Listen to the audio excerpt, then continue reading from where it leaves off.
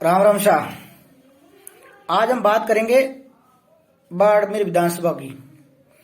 बाड़मेर विधानसभा क्षेत्र का जो जातीय समीकरण और भौगोलिक स्थिति के बारे में जानकारी पता करेंगे। तो बाड़मेर का जो इतिहास रहा है और बाड़मेर के अंदर पहला चुनाव 1952 में जब पहला चुनाव हुआ था, आज़ादी के बाद जब पहली बार चुनाव हुए थे 1952 के अंदर, उस समय बाड़मेर विधानसभा का गठन हुआ था।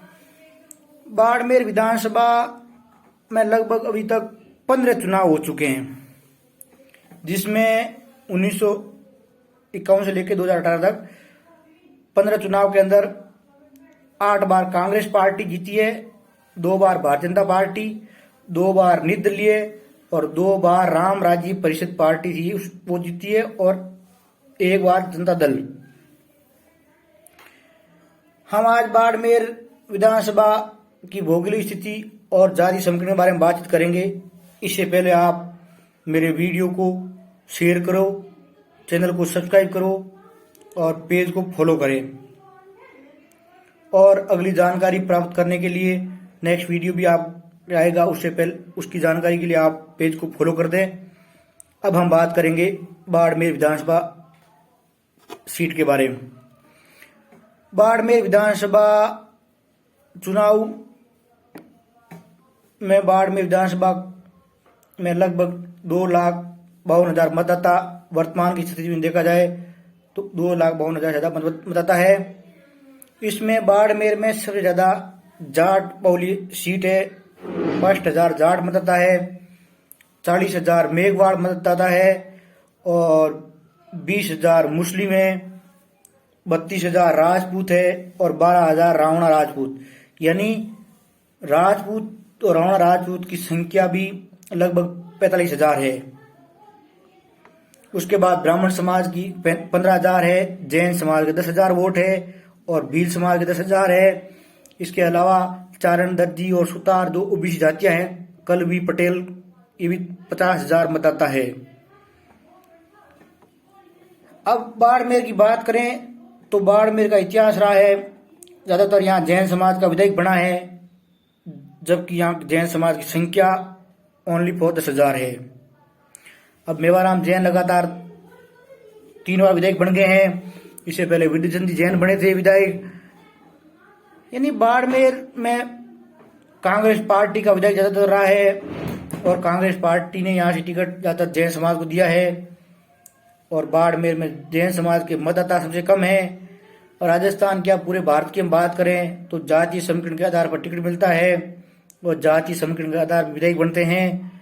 तो जातीय समीकरण देखा जाए तो बाड़मेर विधानसभा के अंदर जाट समाज के सबसे ज्यादा वोट है और उसमें जाट समाज में पहले विधायक बने थे गंगाराम जी चौधरी, जो भारतीय जनता पार्टी से 1985 बने थे।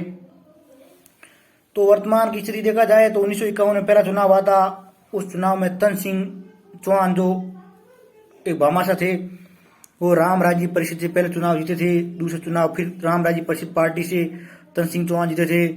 उसके बाद में 1962 में उमेश सिंह जी निर्दलीय चुनाव जीते थे। 1967 में विद्याचंद जैन जो कांग्रेस पार्टी चुनाव जीते। 1972 में विद्याचंद जी, 1977 में फिर विद्याचंद जी कांग्रेस पार्टी से और 1980 में देवदूत जी जो चुनाव जीते थे कांग्रेस पार्टी से और 1985 में पहली बार गंगाराम जी चौधरी बीजेपी से चुनाव लड़के वो जीते थे। उससे पहले गंगाराम चौधरी गुड़ा मालानी से चुनाव लड़ते थे और गुड़ा मालानी से वो जीते हैं।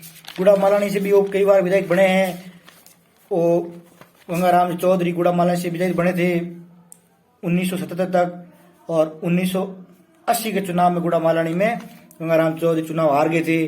तो 1985 में गंगाराम जी को भारतीय जनता पार्टी से बाड़मेर से टिकट दिया और बाड़मेर से पहली बार बीजेपी से विधायक बने थे और 1990 के अंदर फिर जनता दल से फिर विधायक बने थे। उस समय 1985 में हेमाराम चौधरी को चुनाव हराया था।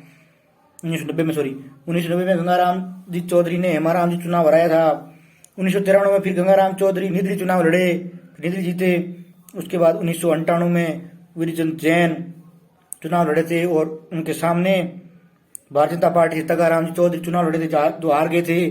1998 में बिरचंद जैन कांग्रेस पार्टी जीते थे और 2003 में भारतीय जनता पार्टी ने फिर तगाराम जी चौधरी पर भरोसा किया और विधायक बने। 2003 में तगाराम जी विधायक बने थे। अभी वर्तमान में तगाराम जी का पोता दीपक अडवासरा भारतीय जनता पार्टी से चुनाव लड़ रहे हैं। फिर उसके बाद 2008 में मेवाराम जी जैन फिर विधायक बने थे। उसमें मेवाराम जी जैन के सामने निर्दलीय प्रत्याशी खड़ी हुई थी प्रियंका चौधरी, भारतीय जनता पार्टी ने मधुरिका चौधरी को टिकट दिया था। उसके बाद फिर मेवाराम जी जैन 2013 में फिर विधायक बन गए और उसके बाद 2018 में फिर मेवाराम जी चौधरी चुनाव लड़े थे। क्योंकि 2013 के अंदर प्रियंका चौधरी को भारतीय जनता पार्टी ने टिकट दिया तो उनके फिर निर्दलीय के रूप में ताल ठोक दी मधुरिका चौधरी ने, तो उस समय फिर मेवाराम जैन को फायदा हो गया।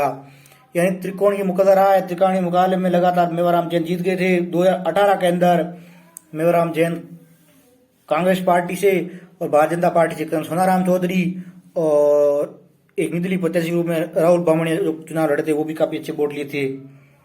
उसमें मेवाराम जैन लगभग 30,000 वोटों से जीत गए थे। अब हम बात करें तो बाड़मेर के अंदर निर्दलीय चुनाव लड़ने वाले पहले विधायक उमेश सिंह जी लड़े जीते थे 1962 में और उनका फिर रिकॉर्ड तोड़ा था गंगाराम चौधरी ने निर्दलीय प्रत्याशी के रूप में 1993 में। आज से 20 साल पहले गंगाराम चौधरी निर्दलीय चुनाव लड़के जीते हैं, जो एक अपने आप में बहुत बड़ी ताकत थी उस समय। यानी उमेश सिंह के बाद में यदि गंगाराम चौधरी दूसरे विधायक निर्दलीय जीते थे बाड़मेर से। उसके अलावा हमेशा कांग्रेस और भारतीय जनता पार्टी का दबदबा है बाड़मेर विधानसभा के अंदर। लोग पार्टी को देख के वोट देते हैं और इस बार अब 2023 का जो रण है इसमें आप भारतीय जनता पार्टी ने प्रियंका चौधरी का टिकट काटा है, उसकी जगह टिकट दिया है तगाराम जी के पोते दीपक अडवासरा को। अब मुकाबला निर्दलीय प्रत्याशी प्रियंका चौधरी और मेवाराम जैन के बीच में है। अब प्रियंका चौधरी के साथ जाट समाज के साथ साथ राजपूत समाज और मेघवाल समाज के भी लोग जुड़ रहे हैं। अब देखते हैं कौन जीतेगा। क्या 20 साल पुराना इतिहास फिर दोहराया जाएगा? जो गंगाराम चौधरी 1993 के अंदर चुनाव लड़के जीते थे, यानी